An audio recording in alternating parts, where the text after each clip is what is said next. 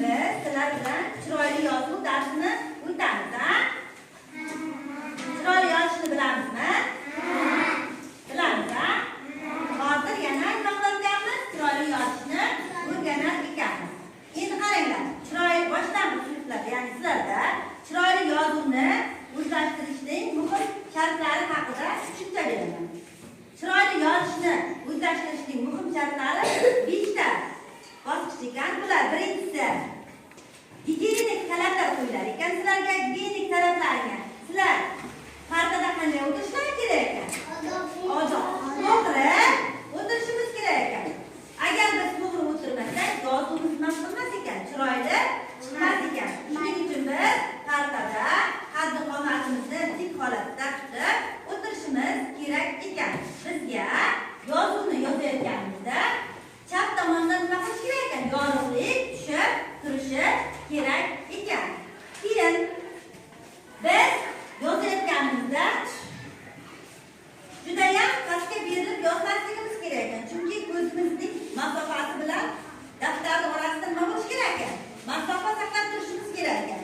Ruchkani ushlaganimizda ruchkani ham qanday ushlashimiz kerak ekan? To'g'ri ushlashimiz kerak ekan. 3 ta barmog'imizning orasiga ruchkani ushlashimiz kerak ekan. Keyin chiroyli yozuvni yozayotganda keyin psixologik nimalarga ahamiyat berishimiz kerak ekan. Biz intizom va sabrlilik bilan nima qilishimiz kerak ekan? Yozishimiz kerak ekan. Keyin yana biz diqqatimizni nima qilishimiz kerak ekan? Jamlab turib yozishimiz kerak ekan. Qani, kimga chiqadi? Harf yozamiz. Biz hozir qaysi harf bilan tanishyapmiz? Mana harf bilan tanishyapmiz. Qani, nima harfni kim yozadi? Diyora qizim kel.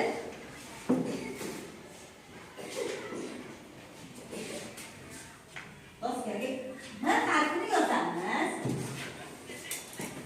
Hozir biz qanday mana yozamiz? Kichik m harfini yozar ekanmiz. Qani yozamiz?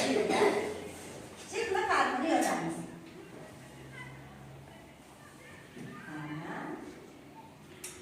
Yaxshi, malades. 5 bahasi. O'tiramiz. Yana kim? Kelamiz. Yozamiz.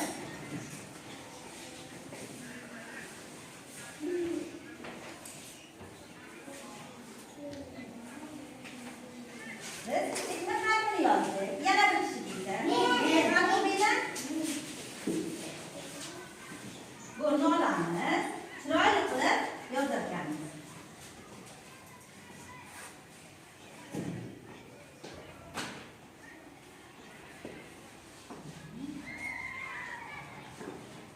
Yaxshi, o'tiramiz. M harfi. Qaranglar, tushuntiring. M harfi 3 ta elementdan tashkil topgan harf ekan. Birinchisi qaysi ekan?